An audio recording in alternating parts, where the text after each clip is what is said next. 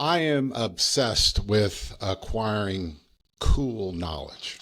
By cool knowledge, I mean just facts and information that will help me be happy, maybe help me be successful. And that was part of why I started this podcast. And that is, I just think being multicultural gives me so many advantages or gives me options to being happy. And I've researched and looked at stuff and I figured some stuff out.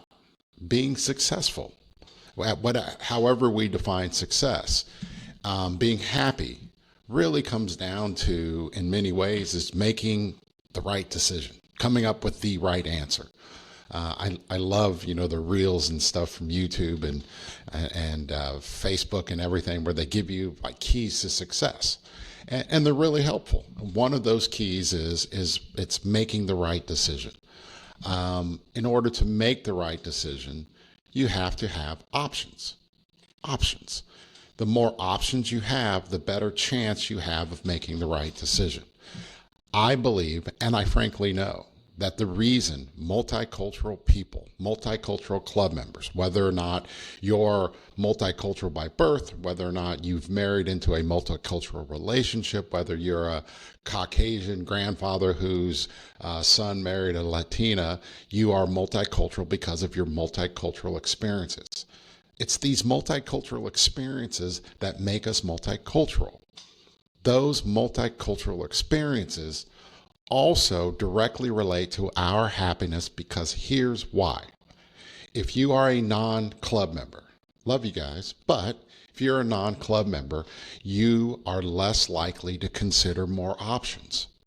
Caucasians, African Americans, Latinos, Asians, if you're just that, you inherently, and this is just the truth, you're restricted and limited by ethnicity. You're restricted and limited by what you perceive as race. Your solutions involve people who are just like you. You don't see the universe of possibilities that involve other people. Your ability to problem solve, because you limit yourself and limit your options because of race and ethnicity, your ability to problem solve is less effective. The universe of solutions for you are fewer.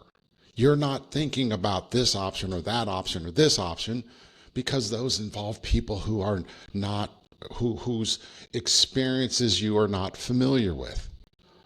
Moreover, there also is if you look at the statistics, and again, you know me, I'm a fact-driven guy. Let's talk about statistics and facts.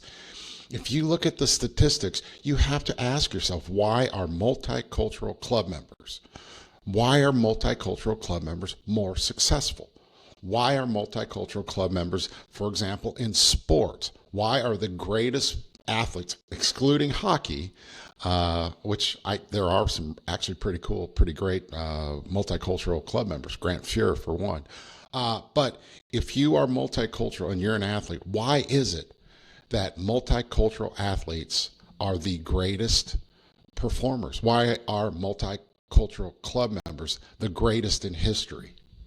It's because if you are multicultural, you, by virtue of who you are, whether you've married into a multicultural relationship or you're the product of a multicultural relationship, you are used to examining the world of possible decisions, and you look at them over and over and over again. You're looking at more decisions, more options. The options that are available for you are broader than the options that are available for non-club members. And you are used to reviewing these decisions quickly and succinctly. Here's my point, and I know this to be true because I can prove it. The greatest basketball player in the history of the world, I don't think anyone will doubt it, is Michael Jordan. Michael Jordan. Here are Michael Jordan's. Michael Jordan is a multicultural club member.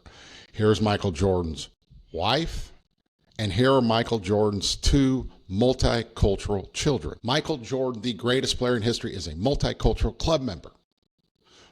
Multicultural family, multicultural children. You can't argue this. Why is that? Why is that? Why is it that the greatest basketball player in history is multicultural? if it doesn't directly relate to the multicultural experience. And he's a great example. You don't have to be multicultural in and of yourself. It's being in a multicultural relationship. That multicultural relationship indicates that you're willing to look at the world. You're just considering life partners not predicated upon race, but predicated upon interest, joy, laughter, sexiness, lack of sexiness, whatever it is. You're making a decision, and that decision indicates that you're open-minded. That being open-minded gives you more options in making decisions in life. Michael Jordan, which is indicative of his ability to destroy competition. That's why sports are so amazing, and it's why multicultural club members or multicultural athletes have dominated in sports. Don't believe me? Don't believe me? How about, what about the NFL? We know for a fact the greatest quarterback in the history of the NFL is Tom Brady.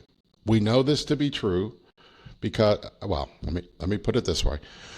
We know this to be true because, as we did with Caitlin Clark, let's base greatness on the objective criteria that applies. Tom Brady has won 7 Super Bowl championships. Tom Brady is the greatest NFL quarterback of all time.